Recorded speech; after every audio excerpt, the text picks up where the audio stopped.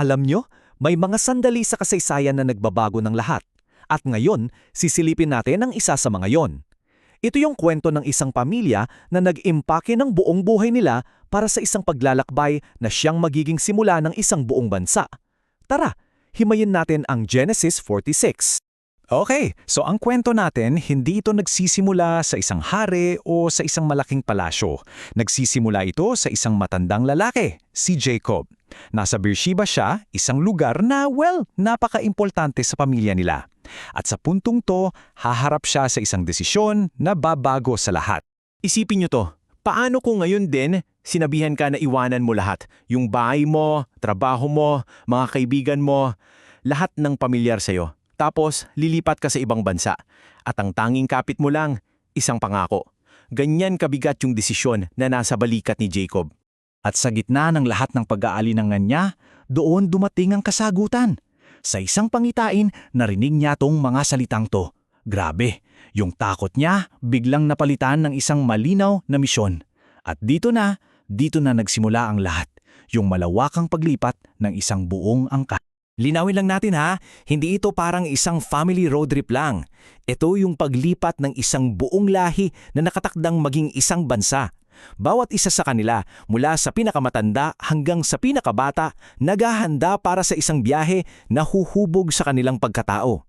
So anong dala nila? Well, basically, lahat. Yung buong buhay nila sa Canaan, lahat ng naipundar, lahat ng pinaghirapan, isinakay nila sa mga karwahe.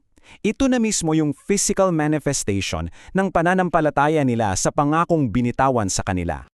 Okay, so dito sa sunod na part, parang ang dami-daming pangalan, no? Para kang nagbabasa ng attendance sheet o census. Pero hindi lang to basta listahan. Ito yung official founding roster, ika nga, ng mga taong bubuo sa bansang Israel. So sino-sino ba itong mga founding members ng Israel na nagumpisa ng lahat sa Egypto? Ating kilalanin. At tingnan niyo to, ang galing ng pagkakarecord, di ba? Maingat na itinala ang bawat pamilya base sa kung kaninong asawa ni Jacob sila nanggaling, mula kay Leah, Zilpah, Rachel at Bilhah. Kitang-kita mo agad yung organisadong istruktura ng pamilya nila. 66. Tandaan mo yung numero na yan. Yan ang eksaktong bilang ng mga anak at apo ni Jacob na pisikal na naglakbay mula Canaan mapuntang Ehipto. Sila yung mga original travelers. Pero teka, bakit laging 70 ang naririnig natin?